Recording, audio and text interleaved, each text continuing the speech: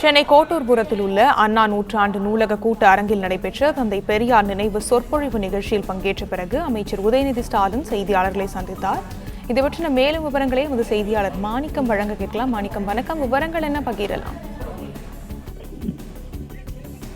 அமைச்சர் உதயநிதி ஸ்டாலின் தலைமையில விளையாட்டு மேம்பாட்டுத்துறையின் சார்பாக சென்னை கோட்டூர்புரத்தில் இருக்கக்கூடிய அண்ணா நூற்றாண்டு நூலகத்துல பெரியார் நினைவு நிகழ்ச்சியானது சொற்பொழிவு நிகழ்ச்சியானது நடத்தப்பட்டது. இந்த நிகழ்ச்சிக்கு பிறகாக அமைச்சர் உதயநிதி செய்தியாளர் சந்தித்திருந்தார். இந்த சந்திப்பின் பொழுது இன்று காலையிலிருந்து வெளியிடக்கூடிய ஒரு தகவல் தொடர்பான கேள்வி கேட்கப்பட்டது. அதாவது அமைச்சர் உதயநிதிக்கு இன்றைய தினம் துணை முதலமைச்சர் பொறுப்பு வழங்கப்படக்கூடிய அறிவிப்பானது அதிகாரப்பூர்வமாக வெளியாகும் என்ற ஒரு தகவலானது வெளியாகி இருந்தது.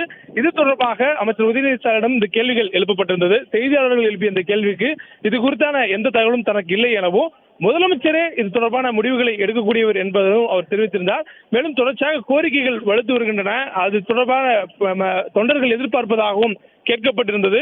அதற்கும் பதிலளித்த அமைச்சர் உதயநிதி, இது தொடர்பான முடிவுகளை எடுக்கக்கூடியவர் முதலமைச்சர் மட்டும்தான் இதை எடுப்பார், அதனால் இது தொடர்ந்து நமக்கு தனக்கான கருத்து இல்லை என்பதையும் தெரிவித்திருந்தார்.